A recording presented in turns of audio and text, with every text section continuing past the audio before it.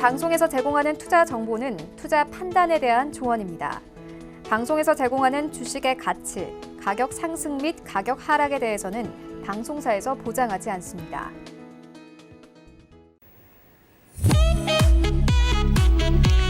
안녕하세요. 투자의 맛 진행의 도지은입니다. 오늘은 해외 선물 시간이죠. 오늘 카리스마 선재위원님과 함께하는 시간입니다. 채널 고정해 주시고요. 본 방송에서 제공하는 정보는 투자 판단에 대한 조언일 뿐 해당 상품의 가치나 수익률을 보장하진 않습니다.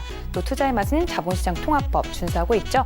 1:1 투자 상담, 유사 수신행위, 무인가 영업행위, 불법 대여 계좌 홍보 및 가입 권유 등 모든 불법사항 엄중히 금지하고 있습니다. 참고 부탁드릴게요. 그럼 저는 선재위원님과 함께 돌아오도록 하겠습니다. 잠시만요.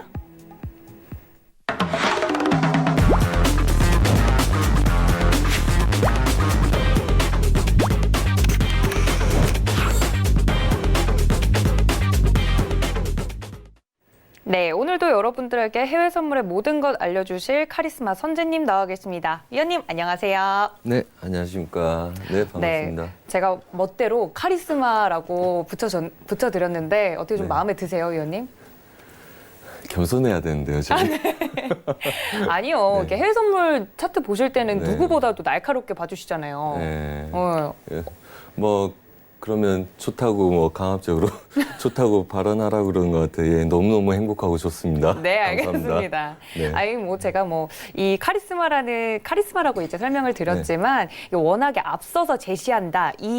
그 닉네임 뜻이 너무 좋아서 항상 느끼고 있는 점인데, 많은 분들도 이 선재위원님들의 그런, 뭐랄까, 카리스마 있고, 앞서서 먼저 시장을 보는 그런 날카로운 눈을 보면서 많은 분들이 우리 선재위원님과 함께 해외 선물 리딩을 함께 하는 게 아닐까 싶습니다. 또 우리 위원님과 함께 하실 수 있는 방법 궁금하실 것 같은데요. 아주 가장 중요한 점은 오픈 채팅방으로 들어오시는 점입니다. 자주 사용하시는 노란색 메신저 어플 있으시죠? 들어오시고 클릭하시면요. 투자의 맛 선재라고 검색하시고 들어오시면 우리 위원님과 실시간 리딩 함께 하실 수 있다는 점이 가장 큰 메리트인 것 같습니다. 들어오셔서 위원님과 함께 오늘 시장은 어떻게 극복하면 좋을지, 어느 시점에 들어가는 게 좋을지 함께 이야기 나눠보면 가장 좋겠습니다.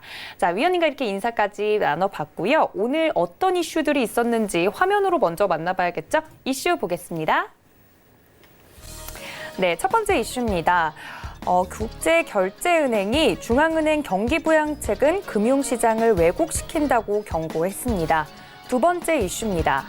무역협상, 도돌이표일까 쉼표일까 어떤 결과가 나올지 귀추가 주목되고 있습니다. 다음 이슈입니다. 이 서비스 소비가 중심인 경제, 성장하기 어렵지만 침체에 빠지기도 어렵다. 이렇다 할 방향성을 보이지 않는 흐름이 계속되고 있다고 합니다.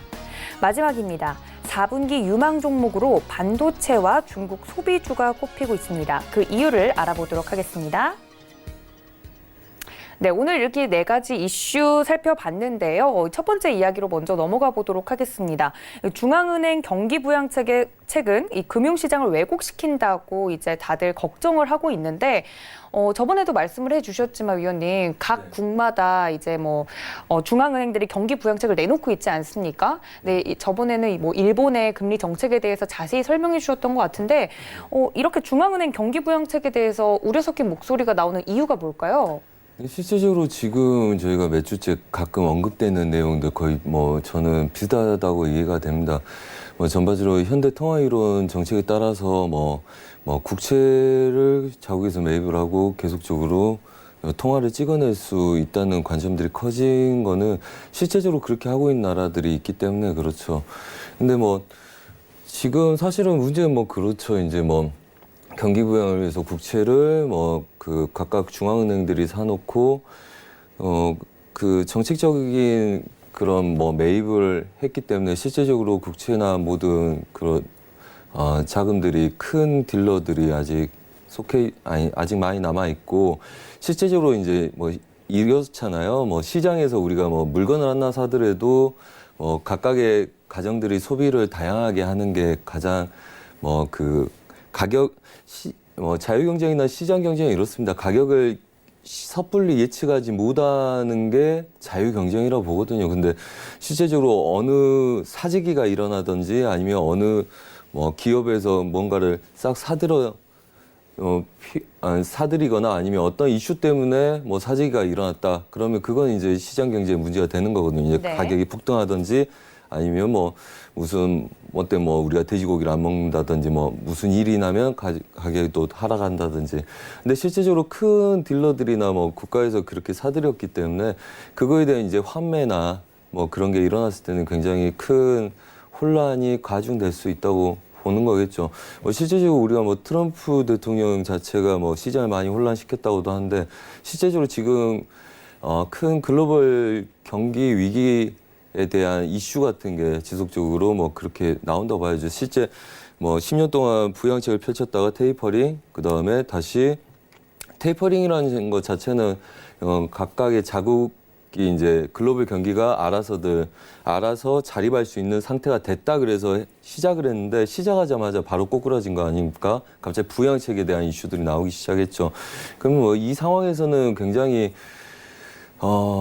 왜곡시킬 수밖에 없다고 봅니다. 부양책이라는 게 뭐 어떤 정책 자체가 뭔가를 막기 위함이기 때문에 그에 대한 뭐 부작용들이 생기죠, 항상. 그 부작용의 일부를 금융시장이 왜곡됐다. 아니면 뭐 건전한 경기를 침해하고 있다.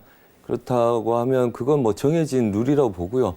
뭐 그렇다고 해서 부양을 시키지 않고 그대로 뭐 힘들어하는 걸 그냥 내둬 버릴 수는 없죠. 그래서 그거에 대한 부작용과 그 다음에 순작용들이 서로 얽히면서 일반적으로 우리가 정석적으로 생각하는 금융시장의 흐름이 아닐 수 있다고 보는 거죠. 그래서 뭐 일례로 우리가 말했던 그 현대 통화 정책에 대한 그런 같은 줄기에 대한 내용일 거다. 저는 그렇게 보고 있습니다.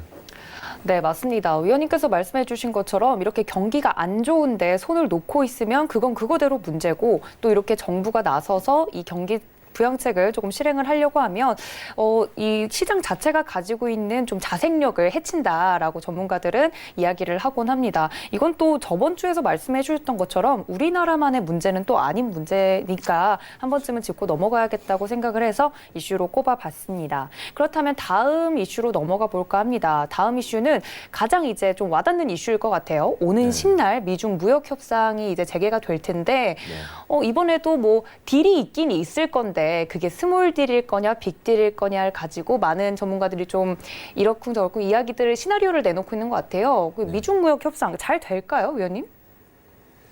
어떻게 보세요? 어떤 결과가 나오든지 시장은 그렇죠. 반응을 할 것 같은데. 사실은 그렇죠.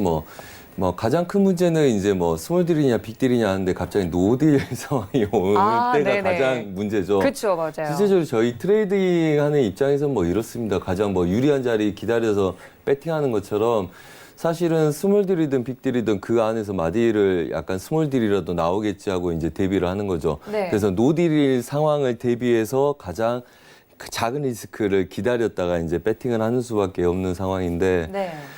뭐 그렇죠. 제가 볼 때는 그냥 우리가 뭐 빅딜보다는 대부분 일반적인 스몰딜 현상이 나올 거다. 스몰딜 정도가 뭐 예측의 가장 원만한 형태겠죠. 그래서 시장도 마딜을 구획에서 싸우는 게 좋을 거고, 뭐 원체 보합 구간이 길었기 때문에 뭐 지지력 저항들 명확할 거기 때문에 그 안에서의 스몰딜 효과는 보합 구간, 그 다음에 빅딜에 대한 방향성, 그 다음에 노딜에 대한 경제 침체에 대한 우려 같은 거 각각 이제 대응해서 싸우는 수밖에 없는데 저 이렇습니다. 뭐 여기서 뭐 그렇죠. 우리가 그냥 스몰딜 정도는 뭔가 진행되지 않을까. 근데 뭐 다 아시다시피 뭐 여러 가지 이슈가 있고 또 홍콩에 대한 문제도 있고 뭐 일본 직간접적인 영향들이 있기 때문에 실제적으로는 우리가 그 안에서 어느 정도 진행이 되는지, 그 다음에 진행되더라도 뭐 빅딜이 성사되지 않는다면 추가적인 뭐 일정 진행들이 나오면서 스몰딜의 영향들이 클 거고요. 그 다음에 사실은 노딜이라는 거는 이렇죠. 노딜에서 굉장히 큰 이슈로 폭락하거나 시장에 대한 우려를 살 수는 있겠지만 아마 노딜 정책이 나오더라도 그거의 기간 연장이나 뭐 그렇게 돼서 결론적으로는 차트는 스몰딜 영향을 받는 구조로 흘러간다. 뭐 저는 이렇게 예상하고 있습니다. 네, 맞습니다. 이 미중 무역 협상은 이제 더 이상 뭐 커다란 시장의 변수라기보다는 항상 이제 작용을 하는 상수로 이제 작용을 하고 있는데요. 이 미중 무역 협상 결과를 가지고도 어느 타이밍에 조금 매수나 혹은 매도 포지션을 취할까, 이게 이제 투자자분들한테는 가장 큰 이슈일 것 같습니다. 그러니까 또 도돌이표일까 쉼표일까라고 이제 전문가들은 궁금해하면서도 또 향후 이제 방향에 대해서 많이 예상을 해보는 것 같은데, 또 미중 무역 협상 아까 말씀해 주신 것처럼 홍콩 시위 사태가 더욱더 이게 좀 수그러들기보다는 격해지고 있는 상황이잖아요. 홍콩 시위가 이 중국의 영향에 좀 미칠까요? 중국의 스탠스를 바꾸는데? 어떻게 생각하세요, 위원님? 제가 볼 때는 반대이지 않을까요? 아, 정말요? 네. 아무래도 그러니까 스몰딜이 노딜로 가더라도 중국은 계속 부양책을 펼칠 거라고 보고 있고요. 네. 그다음에 이제 아무래도 제가 볼 때는 그래요. 그냥 저희가 전문가적인 입장보다는 네. 일반적인 상황에서 볼 때는 홍콩 시위 자체도 그냥 국부적인 현상이라고 보고 있거든요. 중국 입장에서는. 그래서 사실 중국 이번에 중국에 대한 입장이 홍콩에 영향을 줄 거라고 보지, 홍콩에 지금 영향이 중국에 대한 영향을 줄 거라고는 저는 보지 않습니다, 사실. 네네. 예. 그래서 실제적으로 이게 앞으로 그 무역협상이 풀리는 거에 따라서 좀 더 여파가 홍콩에 더 오히려 미칠 영향이 저는 크다고 보고 있고요. 홍콩의 그 영향이 중국의 정책적인 거에 큰 영향을 미치는 거라고 역으로 그렇게 생각하고 있지 않습니다. 네, 미중 무역 협상과 관련해서 홍콩 시위 사태에 또 영향력까지 위원님께 한번 여쭤봤습니다. 다음 이슈로 넘어가 보도록 하겠습니다. 세 번째 이슈인데요. 서비스 소비가 중심인 경제, 성장하기는 어렵지만 또 침체에 빠졌다고 이야기하기도 어려워라고 이제 제목을 뽑아봤는데, 제가 이 관련 리포트를 읽어봤는데 그렇게 시장이 안 좋지도 않고 또 좋지도 않다라는 게 지금 많은 전문가분들의 의견인 것 같아요. 네네. 근데 이럴수록 위원님께서 말씀해주신 그 횡보하는 박스권에 갇힌 계속 보합권인 네. 흐름이, 이런 의견이 반영되는 시장일까요, 위원님? 네, 저거는 그냥 제목만 봤을 때 우리가 짐작할 수 있는 것처럼 그런 거죠. 서비스 소비가 중심인 경제, 성장 어렵지만 침체에 빠지기도 어려워.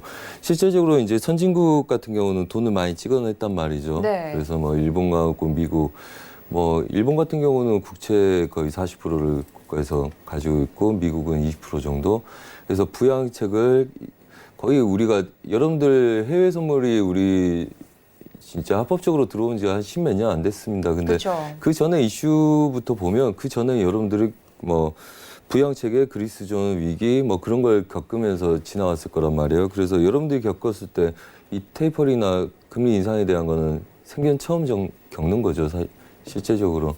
그래서 이제까지 부양책을 많이 해온 상태고, 실제적으로 앞에서 이야기했던 것처럼 국가에서 자금 자체를 많이 찍어내기 때문에 우리 소비 패턴은 많이 늘어났잖아요. 특히 우리나라가 많이 그게 강하죠. 좁은 네. 나라에서 옆 사람이 하는 거, 우리가 못 먹고 살지 않으니까 옆 사람이 하는 건 바로 좀만 무리하면 우리도 다 할 수 있는 내용들이기 때문에, 그리고 생활 패턴이 굉장히 고도화되고 그다음에 많이 발전을 이뤘기 때문에 실제적으로 경제가 안 좋더라도 우리 소비자 패턴이나 GDP나 모든 물가 상승률을 기반으로 해서 올라가고, 그 물가 상승률이 올라감에 따라서 싼 것과 그다음에 고가격을 형성한 것들의 갭이 오히려 점점 줄어든단 말이죠. 그리고 오히려 그게 갭이 점점 높아진다 하더라도 우리가 일반적인 소비 패턴은 뭔가를 포기하고, 또 일반적인 먹고 마시고 의식주에 대한 우리도 소비 패턴은 굉장히 커졌지 않습니까? 지금 그렇죠. 못 먹는 사람들이나 매일 김밥만 먹어야 되는 사람들, 혹은 너무 배고픈데도 날마다 라면만 먹어야 되는 사람들이 없는 것처럼. 그래서 실제적으로 그 이야기죠. 소비자 중심의 경제. 그래서 지금은 소비자 중심의 경제가 이미 이루어진 상태고, 그다음에 돈은 많이 풀려 있고, 그다음에 그렇게 되면 내수 경기는 활성화되되, 실제적으로 그 자립 경제죠. 각 국가에. 그렇죠. 한마디로. 그러니까 현대 통화 이론 자체도 그러죠.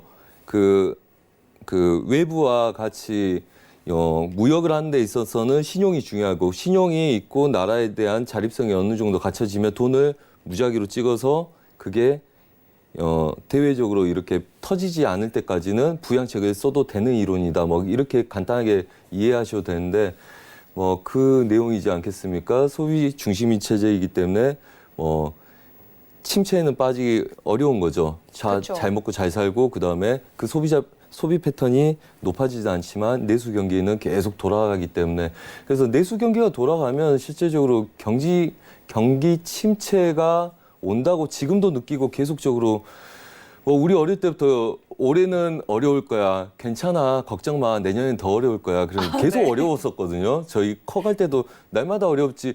와, 앞으로는 좋아. 너무 좋아. 너희들 먹고 놀아도 돼. 좋아. 이런 적은 한 번도 없습니다. 그랬던 것 같아요. 예, 매년 앞으로가 힘들었던 걱정이고 것 같아요. 또 걱정이고 또 걱정이고 계속 그랬죠.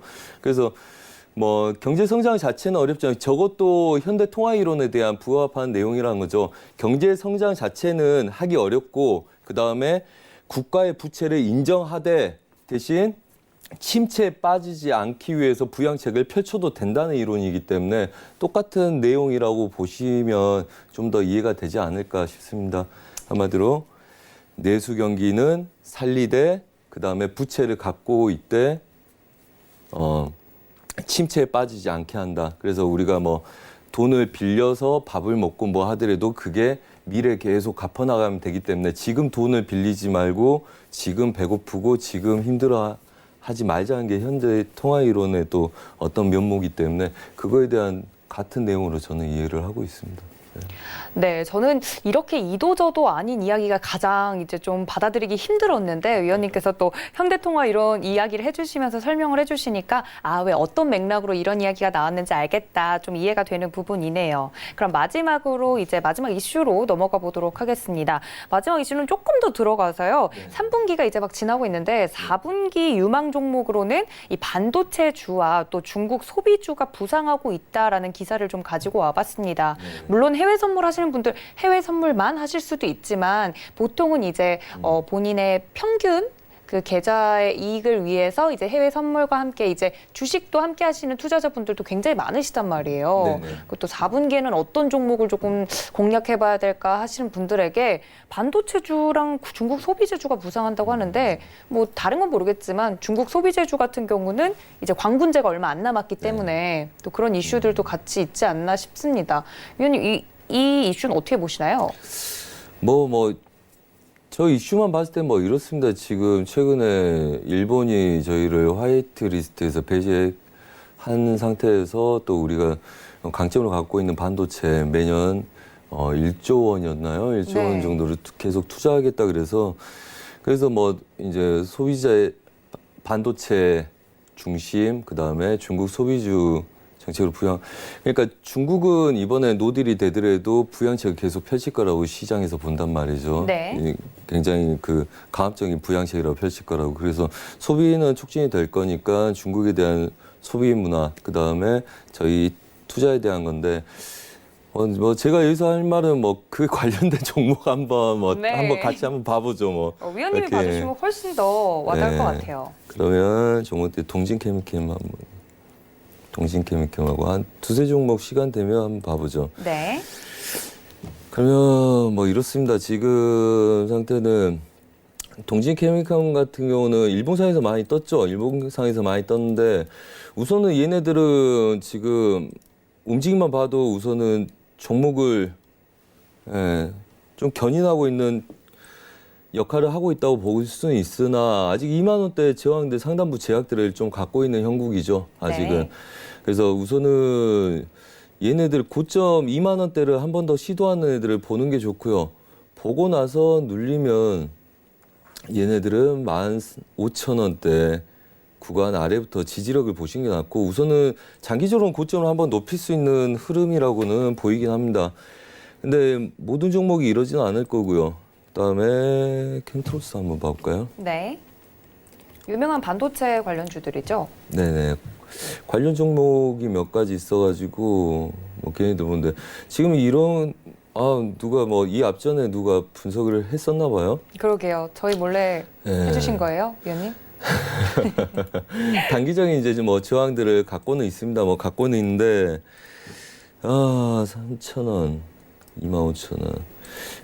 근데 이렇습니다. 얘네들은 아직 지금 3,750원대 뭐 보면 뭐 종목들 그러니까 이런 뉴스들이 나와서 저도 종목들을 몇 개 봤었는데 제가 체크했던 게 뭐 캠트로스, LTC, 후성 뭐 그런데 지금 보면 얘네들 같은 경우는 아직 좀 쫓아야 그렇고요. 우선은 뭐 종목들 보시면 이런 게 있어요. 여러분들이 저가에서 이제 돌리는 애들, 저가에서 돌리는 애들과 그 다음에 이미 전고점을 향해서 움직이고 있는 아이들. 근데 아직 저가에서 돌리는 아이들은 분할 매수는 유리하다고 봅니다. 분할 매수는 유리하나 제가 볼 때는 얘네들 이 구간들 바로 안착하는 게 아직 좀 어려 보이기 때문에 제가 볼 때는 3,000원대 지지력 그다음에 2,500원대까지 추가적인 그림들 좀 하방들 열어놓고 대응하시는 게 좋고요. 그다음에 이 구간들 뭐 이렇습니다. 여기서 이제 배팅이 들어간 거거든요.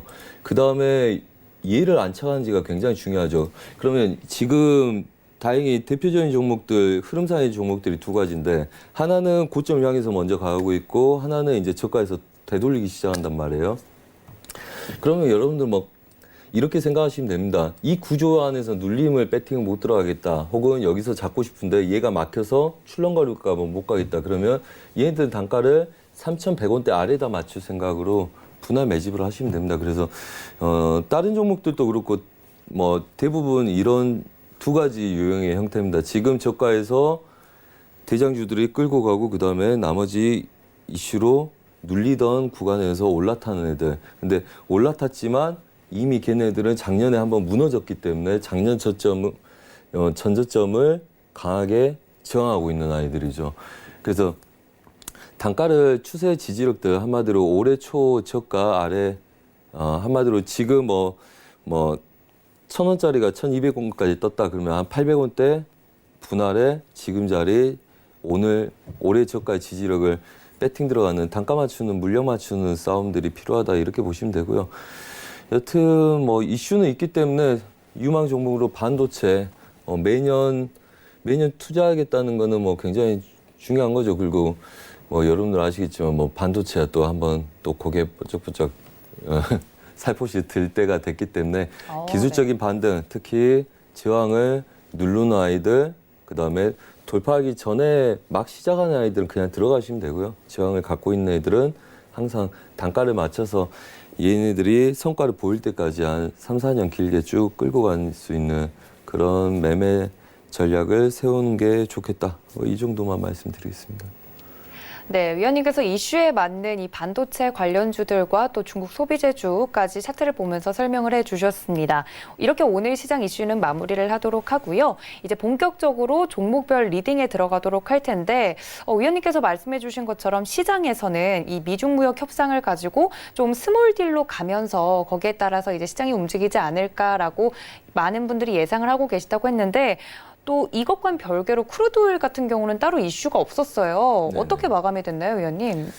크루드오일이 지금 저번 주 어제까지 해서 54달러 확인이 됐었습니다. 뭐 좀 작은 그림들 보자면 물론 저희도 이렇게 뭐 사인을 드렸었는데 53달러 확인, 그다음에 54달러 확인까지 저희가 매수를 잡았었습니다.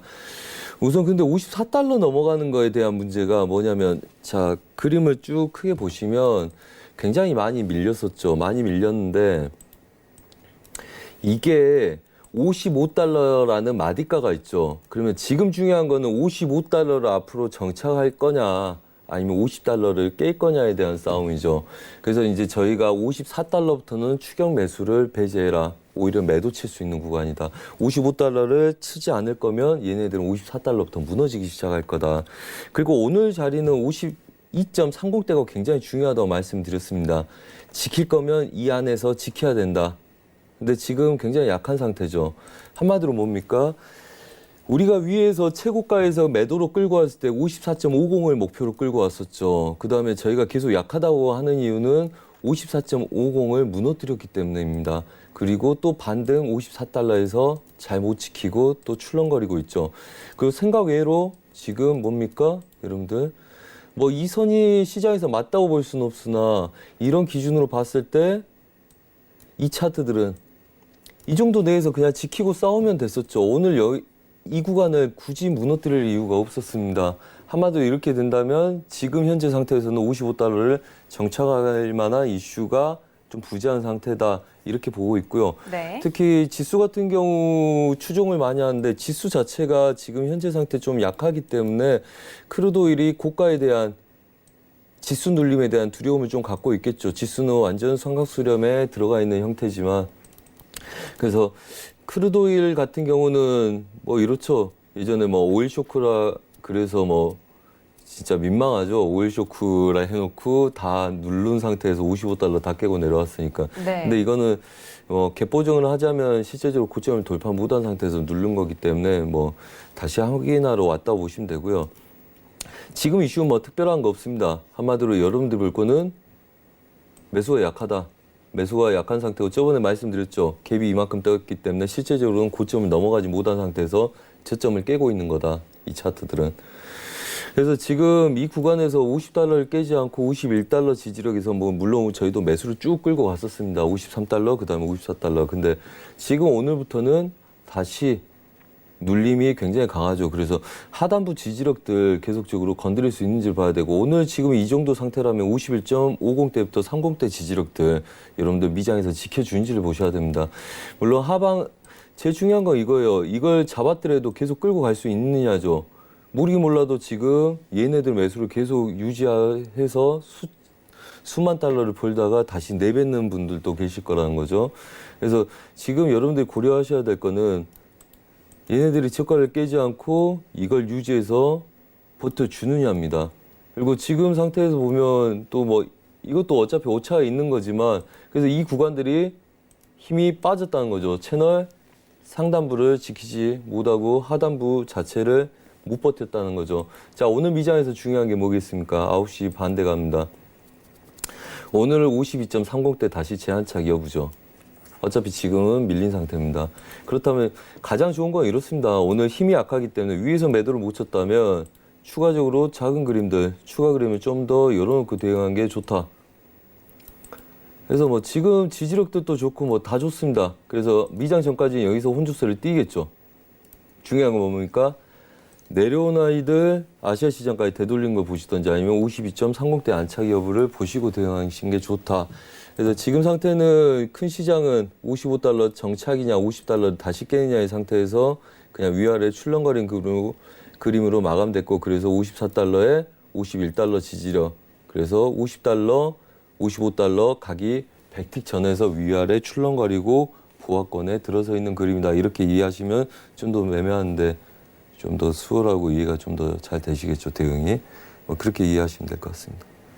네, 크루드 오일 같은 경우는 이 오일 쇼크 사태 이후에 좀 굉장히 높이 올라가지 않을까라고 생각을 했는데 또 반대로 움직이는 모습 때문에 투자자분들이 많이 혼란스러우셨을 것 같습니다. 의원님께서 차트 오늘 봐주시면서 52.30달러 재안착 여부 굉장히 중요하다고 하셨으니까요. 참고해 보시면 좋을 것 같습니다. 그럼 이제 지수로 넘어가 보도록 할게요. 나스닥과 S&P 500 순서대로 살펴볼 텐데 간밤에 이제 미국 증시 같은 경우는 미중 무역 협상의 여파 때문인지 그걸 기다리면서 노딜로 끝날 것 같다 이런 기대감 때문인지 좀 하락 마감을 했습니다. 어떻게 볼까요, 나스닥? 좀 사실 우려가 되죠. 실제적으로 지금 보시면 차트에서도 얘네들 추세가 좀 올라갔단 말이죠. 저희가 이때 이렇게 봤었습니다. 얘네들 좀 시도하고 있으니까 시도하다가 떨어진 애들 매도를 치든지 아니면 얘네들은 올라간 애들 추세를 무너뜨린 다음에 다시 보자. 그래서 얘를 정착하는 건 사실 믿고 싶지 않으나 계속적으로 시도하는 꼬리가 달리는 거죠.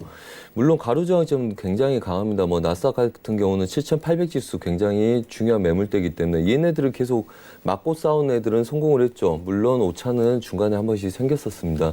근데 7,800 지수, 8,000 지수 이 두 자리가 굉장히 중요하게 저희도 봤었고 8,000 지수 맞고 싸우고 그 다음에 또 하방이 열리면 7,800을 맞고 싸우고 있는 중이죠. 그리고 이제 뭐 크루드 오일 지금 골드하고 지수하고 또 꼭 성향을 같이 움직인다고 볼 수 없습니다. 뭐 지수가 강하다 해서 골드가 약하고 뭐 그러지 않죠. 특히 어제 같은 경우는 이제 방향이 같이 어제는 다 눌린 매수 쪽으로 배팅이 나갔었죠. 애들이 미장까지. 그래서 뭐 지금 같은 경우는 이렇습니다. 이렇게 된다면 지금 뭐 추가적인 그림은 보지 말아 있습니다. 오늘 올 때 제가 리딩을 하다 왔는데요. 네. 나스닥 아까 몇 시였죠? 그럼 딱 이 시간 되겠네요. 한 7시, 8시. 여기서 추가 매도 보지 마라. 이제 멈춘다. 그 다음에 뭐 골드 같은 경우 좀 이따 질문 들어올 수 있는데 골드도 그래서 매수 끝난다, 되돌린다. 그래서 우선 지금 같은 경우는 7660 지수들 굉장히 중요한 매물대라서 오늘 매도 얼추 저는 끝났다고 봅니다. 그래서 지금 이 구조 내에서 혼조세를 좀 띄고 있는데 우선 아직까지는 혼조세 뭐 저가 눌림에서 우선 단타 매수 정도 좀 노리는 게 중요하고요. 우선 매도가 다 한번 쭉 눌려서 그런다는 이야기죠. 그래서 오늘 이 구간의 고점, 그 다음에 저점 어느 정도 찍었기 때문에 뭐 반등을 주고 있죠. 그래서 지금 반등 주는 구간에서 막히는 구간들 있죠. 예. 걔네들을 배팅하기 위해서 저가 지지력에서 짧은 손절로 눌림 매수 배팅을 하시든지 아니면 7710 지수 넘어간 이후에 7740 지수 좀 러프하게 말씀드린 겁니다. 이 정도 구간까지 반등 보합권 매매 전략 노리시라 말씀을 드리겠고요. 단지 여러분들이 하지 말아야 될 건 7706 지수 부근에서 추세 저항이 있기 때문에 매수를 노릴 거면 저가 지지력에서 짧은 손절, 그 다음에 매도를 노릴 거면 7706 지수에서 짧은 손절로 보합권 매매 전략만 노리시고 그 다음에 미장 전에 그 짧은 수익에 청산을 하시고 미국장 그 다음에 이벤트를 좀 더 기다리시라 이렇게 말씀드리고 싶습니다. 네, 나스닥도 차트 봐주시면서 아주 자세하게 설명해 주셨는데요. 그러면 이번 미장 기다리면서 좀 중요한 게 타이밍일까요, 위원님? 좀 빠르게 대응하는 게 중요하다는 말씀이시죠? 뭐 이렇습니다. 사실 뭐 이제 저희가 리딩을 하니까 계속적으로 책임질 발언을 하니까 싸우는데 솔직히 제가 개인 매매를 하면 이래요. 그게 제일 궁금할 것 같아요. 예. 네. 뭐 이제 저도 이제 회원님들한테 제가 리딩하고 별개로 저는 이런 대응을 또 추가적으로 하는 게 있다 뭐 이렇게 말씀드리는데 네. 대부분 이렇습니다. 뭐 지수 같은 경우도 지금 중심에 있잖아요. 어차피 시장을 기다리겠다는 거죠. 그렇죠. 근데 뭐 이렇습니다. 뭐 지금 저가를 깨냐 뭐 안 깰 수 있냐 없냐에 대한 내용들이죠. 노딜에 의해서 얘네들이 침체가 오느냐 마느냐. 네. 근데 사실 우리가 계속적으로 얘네들 방에서 볼 때는 골드하고 가치를 봅니다. 그래서 제가 보합권에서 벗어나는 아이들은 골드하고 방향을 달리할 때 봐라. 한두 종목만 움직이는 애들은 얘네들은 출렁거리다 많은 애들이다. 여러분들이 못 보더라도 걔네들은 수렴이나 보합 구간 안에 갇혀있는 아이들이고 그 저항점까지 그날 치려고 움직인 거기 때문에 추세 추정하다 물릴 수 있다 이렇게 보는데 뭐 저는 개인적으로 이렇습니다. 우선은 얘가 매수로 세더라도 저는 우선 매도 관점 계속 노려보고 싶은 게 있죠. 실제적으로 네. 매도를 노리고 롱포로 해서 실제적으로 얘네들 나스닥 같은 경우는 보면 여러분들이 스프레드라는 개념을 아실지 모르겠으나 스프레드 한 10틱 내외에 그 리스크를 감내하면 뭐 1000일, 뭐 500일, 300일 이렇게 된 종목들을 배팅을 들어갈 수가 있거든요. 네. 그래서 뭐 크루드오일도 그렇고 제가 그러면 차월물로 보통 배팅을 합니다. 그래서 이번 월물 안에 안 움직일 건데 우선은 상방 제약이 걸려있는 애들. 여러분들이 보시면 지금 얘네들은 상방 제약이 걸려있는 상태입니다. 여러분들이 뭐 일반적으로 초보들이 보는 다이버전스도 떠있는 상태고요. 그 다음에 추세를 유지하고 있는 형국이죠. 그래서 지금 호조 지표만 보더라도 여러분들이 보시면 이 구간에서 아직은 수렴 안에 들어있는 거죠. 이걸 힘을 내서 음봉이 생겨서 전반적으로 무너지느냐에 대한 게임이거든요. 얘가 여기서 받쳐내면 차트가 고점을 높이더라도 지표들은 여기서 계속 앞으로 올해까지도 수렴을 들 수 있는 내용들입니다. 그래서 제가 이랬죠. 올해 안에 얘네들을 추가적으로 깨는 거 배팅하지 말고 여기서 계속 혼조세에 드는 거 우선 보시라. 그 이야기거든요. 그래서 그때 급락했을 때 추가적인 배팅을 저희가 안 본 겁니다. 대신 고점을 넘어간 거에 대해서는 굉장히 부담스러울 거라고 봅니다. 그 앞전에도 뭐 자주 말씀드렸겠지만 고점을 제외한 전고점부터는 매도 시작을 해도 좋다.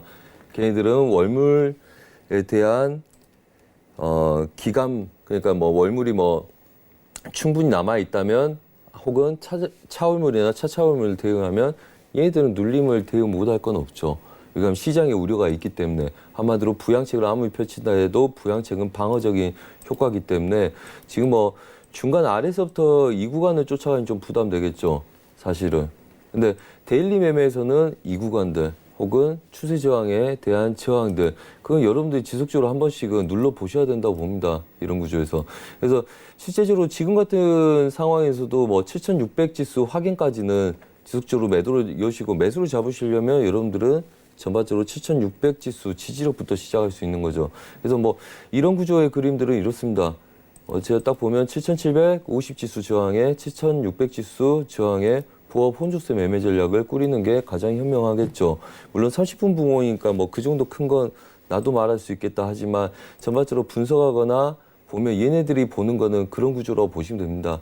그래서 작은 반등에 이 구간을 추세적으로 깰 수 있는지, 그 다음에 단가 맞춘 싸움들. 그래서 개인 매매는 계속적으로 그렇게 싸우는 거죠. 그래서 여러분들이 추세 저항 쫓아가지 마시고, 그 다음에 상단부 제약이 걸린 아이들은 혼조세를 띠고 있다면 얘네들은 눌림이 있었을 때 방향성을 보시고, 그다음에 추가적으로 내려온 아이들 하단부 지지력들 보이죠? 지지력들 금방. 그래서 7,600 지수부터 7,500, 780 지수부터 시작을 해야지 짧은 손절로 많은 수익을 얻을 수가 있겠죠. 그래서 전체적인 흐름을 좀 보시라고 말씀을 드리겠고,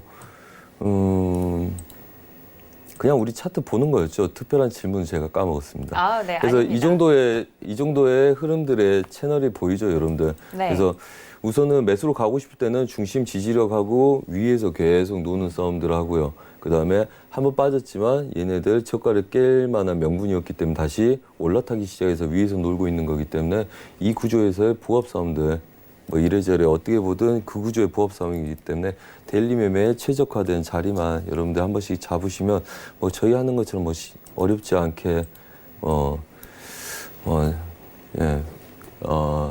허용할 수 있을 만한 정도 수익, 많은 수익에 따라 몰며 맞을 것 같아서요. 네. 예, 그 정도 수익은 충분히 낼 수 있는 장이다, 뭐 이렇게 말씀드리고 싶습니다.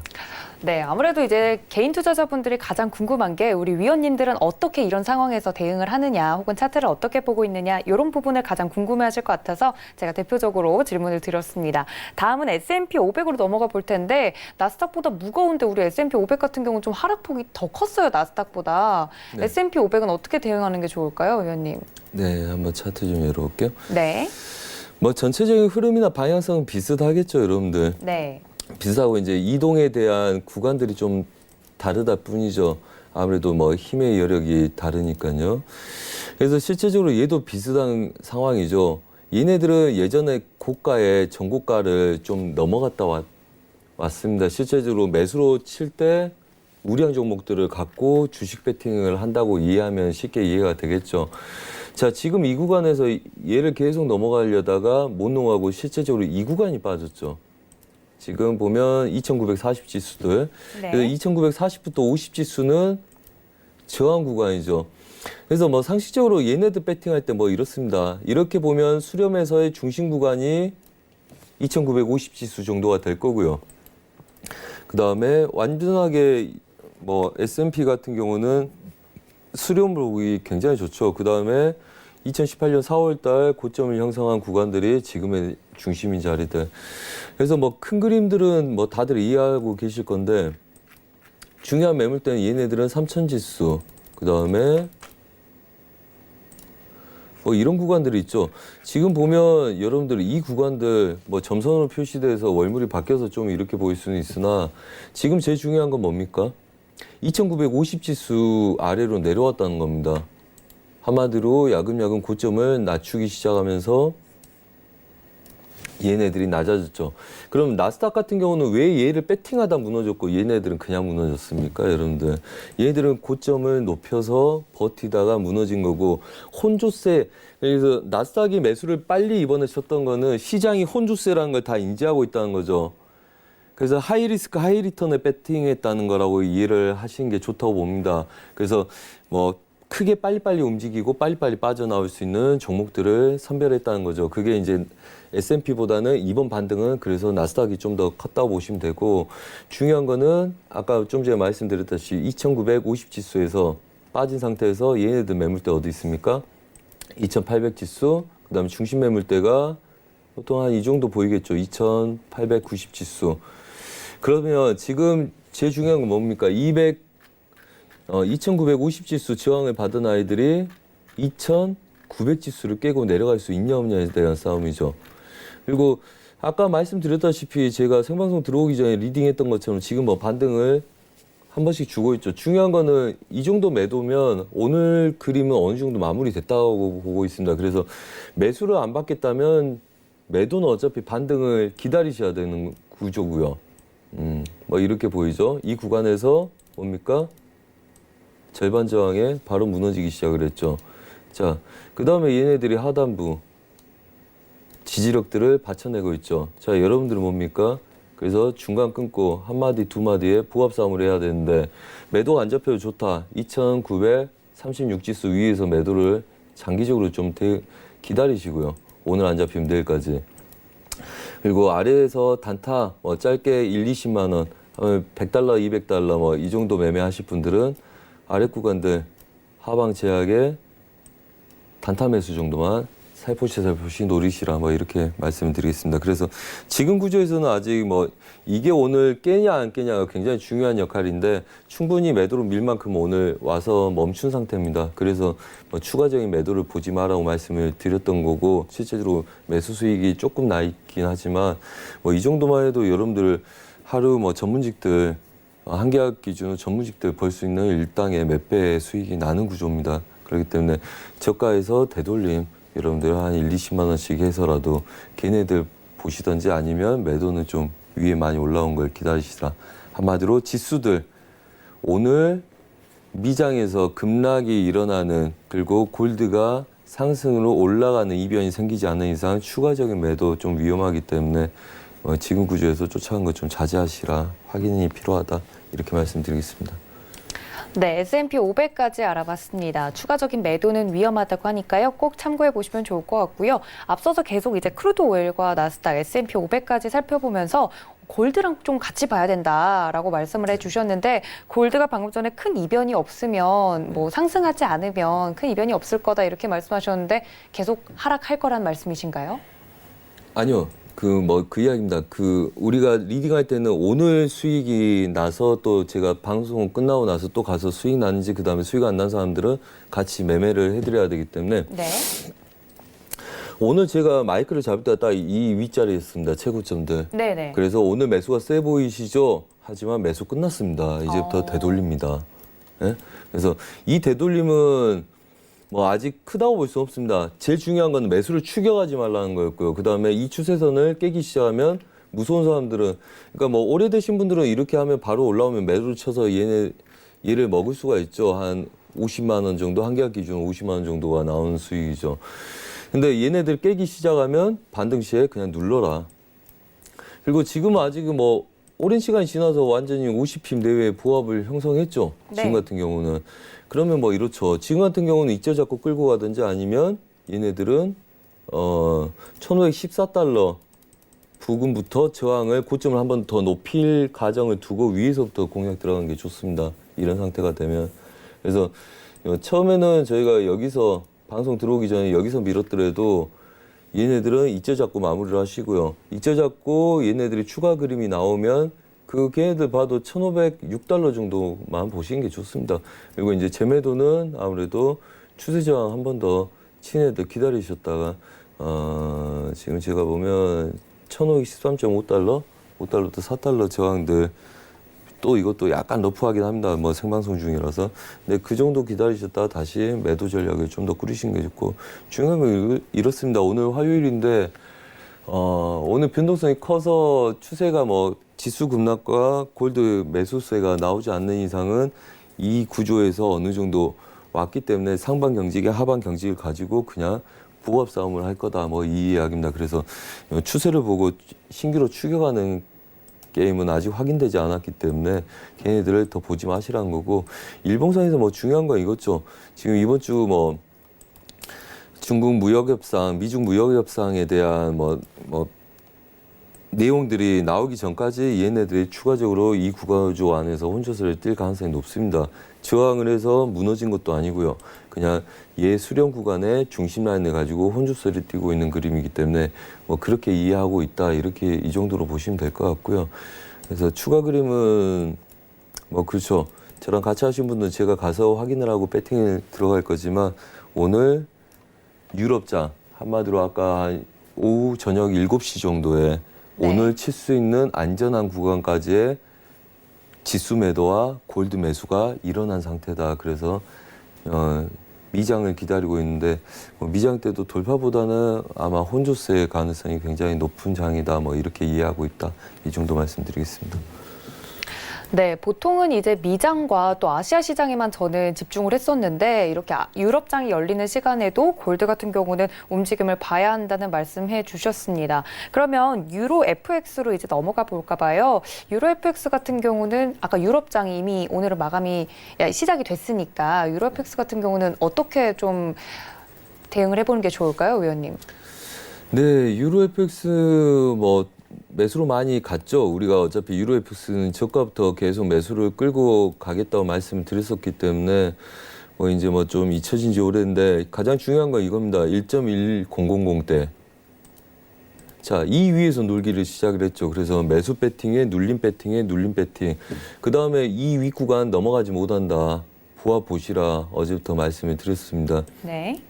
그래서 지금 보면 지금 4일 저녁부터 지금 오늘까지 완전 보합이죠. 완전 보합이라서 실제적으로 유로는 제가 와서 배팅하지 않으면 굳이 배팅할 이유 없다. 이제 보합을 많이 띄었다. 뭐 이렇게 말씀드렸는데 지금 얘네들은 뭐 기다린다고 봐야 되겠죠. 아무래도 그때 여기서 굉장히 크게 출렁거렸습니다. 출렁거렸고 분봉 한번 볼까요? 이 구간대 출렁거렸죠. 이 구간대 출렁거린 이후에 얘네들은 딱히 차트를 벗어나지 못하고 있다. 그래서 뭐 위에서 배팅이 들어가서 꺾여서 반등해주다 무너지면 이제 아래쪽 배팅 들어가고 혼조세를 띄고 혼조세를 띄었었죠. 중간에서. 그 다음에 얘가 다시 배팅 들어가서 오늘 얘를 지키고 그냥 혼조세를 또 들고 있는 거죠. 그래서 뭐 크게 작은 단타 말고는 크게 할 게 없는 상태에서 달러의 향방을 좀 더 주목해야 될 필요가 있고요. 달러도 저번에 말씀드렸다시피 얘네들 뒤집으면 달러 대체해서 설명 한번 드리겠습니다. 달러가 이렇게 매수를 고점을 신고가를 갱신하려고 쭉 갔었단 말이죠. 얘네들이. 그래서 유로 달러는 실제적으로 유로 영향 때문에 좀 더 내려왔지만 달러는 고점에서 한번 눌림을 확 줬단 말이죠. 네. 눌림을 준 이후에 얘네들은 그냥 혼조세입니다. 지금 보면 쌍고를 만들고 이걸 달러라고 보세요, 여러분들. 이걸 뒤집으면 달러하고 똑같습니다. 그래서 뒤집어 놓은 거니까.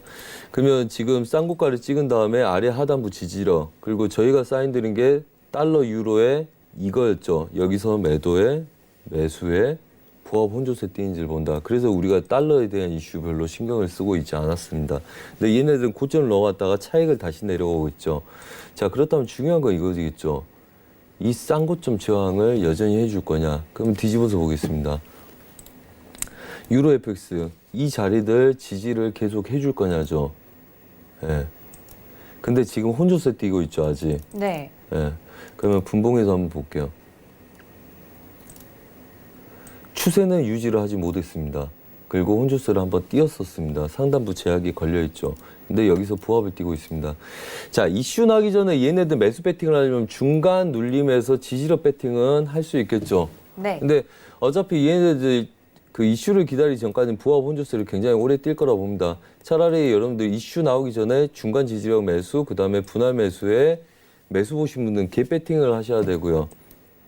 그 다음에 아래 구간들을 얘네들은 매도가 길게 빠졌다가 이제서 돌릴 수 있냐 없냐의 싸움을 하는 거기 때문에 우선은 위에 막히고 아래 막혀 있더라도 지지력 매수 위주의 추세 돌파 여부를 한번 가름을 해보셔야 되겠죠. 한마디로 달러의 되돌림. 그래서 이 구조에서 넘어간 것도 아니고 완전히 혼조세 띄고 있는 거죠, 여러분들. 이번 이슈로 인해서 얘가 무너지냐 안 차가느냐입니다. 어차피 여러분들 여기서 추가적으로 방향이 벗어난 다음에 배팅을 하시든지 아니면 부합 구간 내에서 매수는 중간 하단부, 매도는 중간으로 빠진 이후에 그 다음에 상단부 매도 두 개를 노려야 되겠죠. 지금 중심 박스권에서 중심 위쪽에서 놀고 있기 때문에 중심 지지력이라고 이해를 하시고 어차피 얘네들이 해봤자 그래도 지금 빨리 배팅이 나오기는 힘들겠죠. 그래서 좀 기다렸다 하신 게 추세에 대한 좋으시고요. 그 다음에 굳이 얘네들 지지력에서 배팅을 해서 며칠 동안 오버를 해보시겠다 하신 분들은 아래 하단부 지지력까지만 빠지지 않으면 초기 물량으로 얘 추세 넘어가는 배팅을 해야 되는 입장이라고 봅니다. 그래서 말 그대로 저희가 유로를 하지 마라 했던 거 어차피 이 구간들 혼주세가 너무 길게 뛰었기 때문에 여러분들이 잔파동에 바로바로 결정하기가 쉽지가 않다. 오히려 뭐 수익 나래들도 10틱 갔다가 5틱 밀리면 어중간하게 버리고 뭐 5틱 갔다가 7틱 밀리면 뭐 손절하고 또 다시 가는 거 보고 이러기 때문에 얘네들은 우선 좀 관망 자세로 지켜보는 게 낫다. 뭐 이렇게 말씀을 드렸습니다. 그래서 여러분들 딱 하나만 기억하십니다. 추세 저항에서 혼조세다. 그래서 이벤트하고 이슈를 기다리고 있는 장들이다. 그래서 이벤트가 난 이후에 추세 추종하실 분들을 보시고 그다음에 유로를 주력으로 하는데 안 움직여서 부합을 보시겠다 하신 분들은 이 구간 안에서 이슈 전까지 부합을 노리시라 이렇게 말씀드리겠습니다. 네, 이렇게 유로 FX까지 만나봤습니다. 1시간 동안 함께해 주신 우리 선재 위원님께 다시 한번 인사드리도록 하겠습니다. 위원님 감사합니다. 네, 감사합니다. 네, 내일은 한글날입니다. 저희는 목요일 9시 이 시간에 생방송으로 다시 인사드리도록 하겠습니다. 1시간 동안 시청해 주신 여러분 고맙습니다.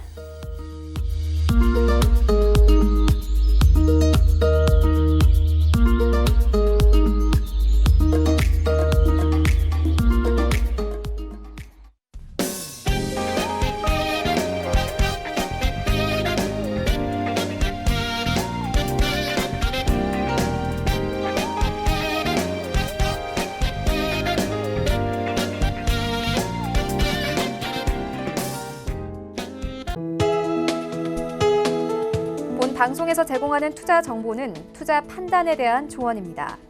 방송에서 제공하는 주식의 가치, 가격 상승 및 가격 하락에 대해서는 방송사에서 보장하지 않습니다.